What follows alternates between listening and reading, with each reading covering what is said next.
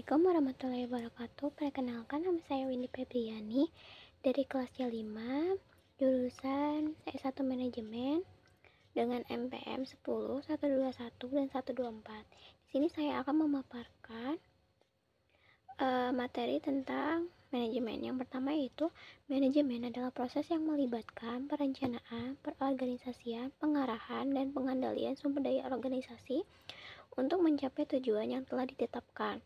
Yang pertama ada fungsi manajemen mencakup serangkaian kegiatan yang dilakukan oleh manajer untuk mengelola organisasi dengan efisien dan efektif. Yang pertama ada perencanaan. Fungsi perencanaan melibatkan penetapan tujuan organisasi dan merumuskan langkah-langkah untuk mencapai tujuan tersebut. Di sini ada analisis saya, yaitu perencanaan. Yang pertama, menerapkan sikap ramah terhadap pelanggan. Yang kedua, melakukan promosi melalui media sosial. Lalu di sini ada perorganisasian. Perorganisasian berfokus pada pembagian pekerjaan dan pembentukan struktur organisasi yang tepat untuk mencapai tujuan. Di sini juga ada seperti melakukan tugas masing-masing. Lalu di sini ada kepemimpinan. Yang pertama yaitu melakukan briefing sebelum memulai kerja. Dan ada pengendalian, melakukan pengecekan barang. Lalu ada koordinasi, melakukan evaluasi sebelum bekerja. Lalu ada materi kedua yaitu analisis SWOT. Analisis SWOT dalam perencanaan adalah alat manajemen strategis yang digunakan untuk mengevaluasi 4 komponen utama. Yang pertama adalah kekuatan atau strength. Produk yang terjaga kualitas dan cita rasanya melalui bahan-bahan yang diolah dengan buah yang segar dan juga enak. Lalu ada kelemahan. Analisisnya yaitu sudah banyak produk serupa yang ada di masyarakat sehingga harus lebih inovatif dan berani dalam bersaing.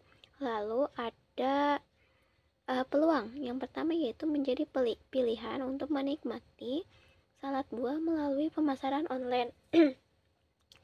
Yang kedua ada hadir di event atau bazar, dan juga ada harga bahan mentah yang relatif murah dan mudah untuk didapatkan.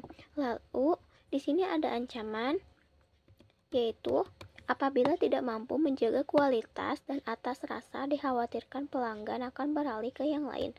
Lalu ada sudah banyaknya brand atau penjual salad buah kompetitor dengan harga yang lebih murah. Lalu kita masuk ke materi hubungan lingkungan eksternal dan internal dalam organisasi.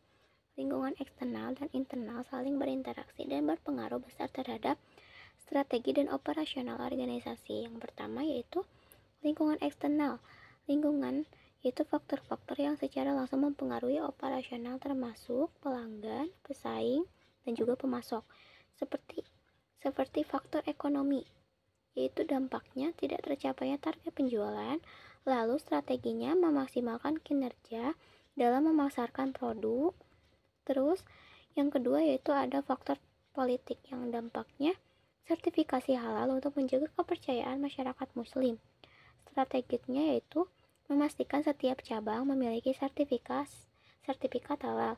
Lalu yang kedua ada pemilihan dan evaluasi struktur. Struktur organisasi yang digunakan yaitu menggunakan struktur organisasi fungsional sederhana. Karyawan dibagi berdasarkan tugas utama, yaitu ada juga evaluasi struktur. Kita harus menambahkan tim khusus apabila ingin menambah cabang. Lalu yang ketiga ada strategi adaptasi. Yang pertama ada inovasi baru, yaitu dapat menambah inovasi baru seperti produk keluaran terbaru. Juga ada peningkatan kehadiran digital, dapat memanfaatkan media sosial dalam promosi dan juga layanan online. Lalu ada kepatuhan terhadap regulasi dan sertifikat halal, memastikan semua cabang memiliki sertifikat halal.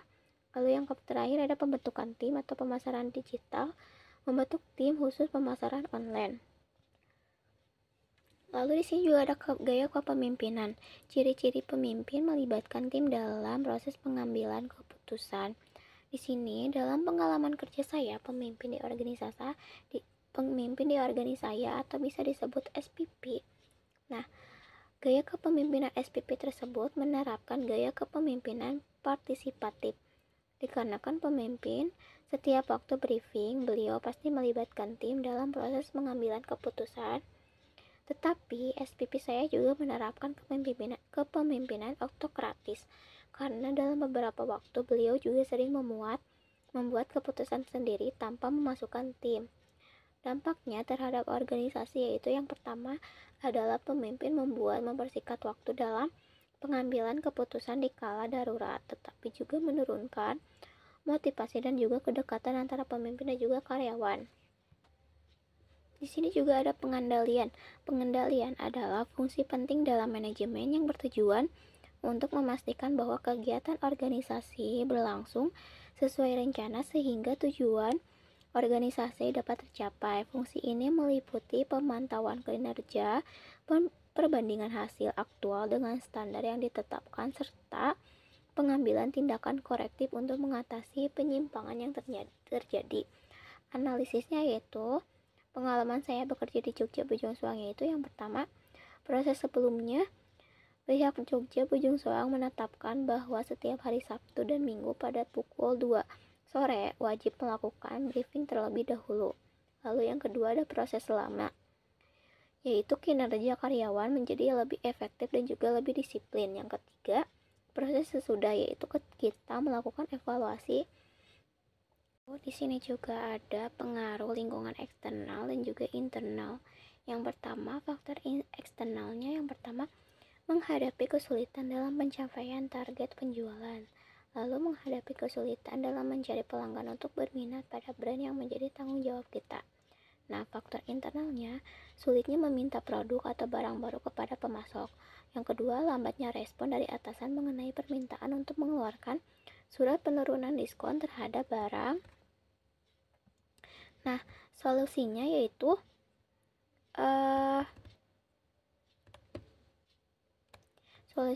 perusahaan perlu memperkuat komunikasi dengan karyawannya agar memudahkan karyawan untuk meminta barang baru, serta perusahaan harus mempertimbangkan pengeluaran surat diskon agar target penjualan tercapai. Dan terakhir ada pengelolaan sumber daya manusia. Di sini saya mengambil bisnis gadai. Bisnis gadai adalah usaha yang memberikan pinjaman uang dengan jaminan barang bergerak seperti emas, alat elektronik, dan barang-barang berharga. Lalu syarat-syaratnya yaitu pendidikan minimal SMA atau SMK, usianya minimal 18 tahun, mampu mengoperasikan komputer, dan sehat jasmani dan rohani. Seleksinya, saya menetapkan seleksi yang pertama yaitu mengetes dengan cara bisa menggunakan komputer. Yang kedua, karyawan yang bisa mengecek barang dengan detail, dan ada di sini juga ada pelatihan langsung atau on the job dengan berlatih langsung di tempat kerja. Sekian dari saya. Apabila ada salah kata, mohon dimaafkan. Wassalamualaikum warahmatullahi wabarakatuh.